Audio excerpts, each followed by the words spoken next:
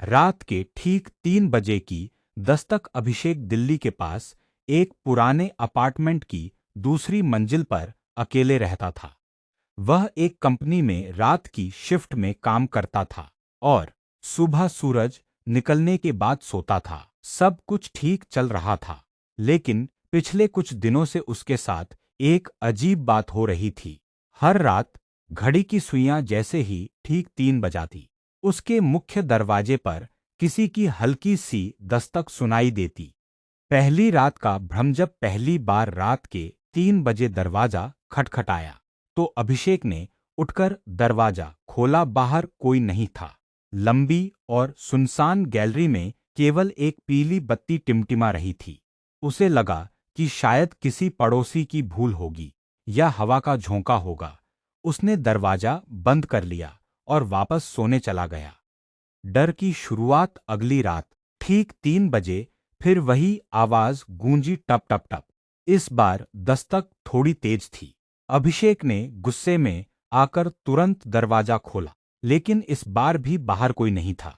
हालांकि इस बार हवा में सड़े हुए फूलों और गीली मिट्टी की एक अजीब सी गंध आ रही थी।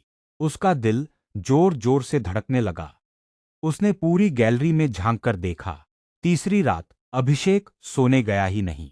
उसने रात के 2:50 बजते ही दरवाजे के पास कुर्सी लगा दी और आंखें गड़ाए बैठ गया।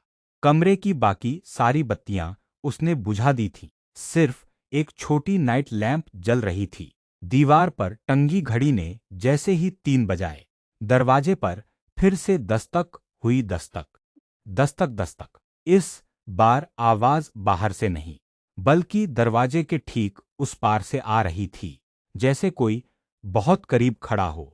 तभी अभिषेक की नजर दरवाजे के नीचे बने खाली जगह पर पड़ी। वहां बाहर की रोशनी में एक परछाई दिखाई दी।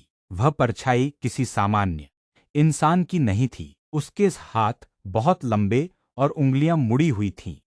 अभिषेक डर के मारे कांप उठा। तभी दरवाजे का हैंडल अपने आप घूमने लगा।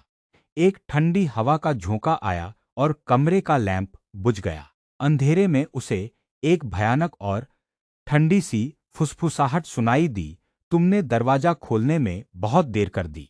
अगली सुबह जब अभिषेक का दोस्त उससे मिलने आया और दरवाजा खटखटाया, तो अंदर से कोई जवाब नहीं मिला। दरवाजा खुला हुआ था और अंदर फर्श पर केवल गीली मिट्टी के निशान थे और अभिषेक कहीं नहीं मिला। हमारे चैनल को सब्सक्राइब करना मत भूलें।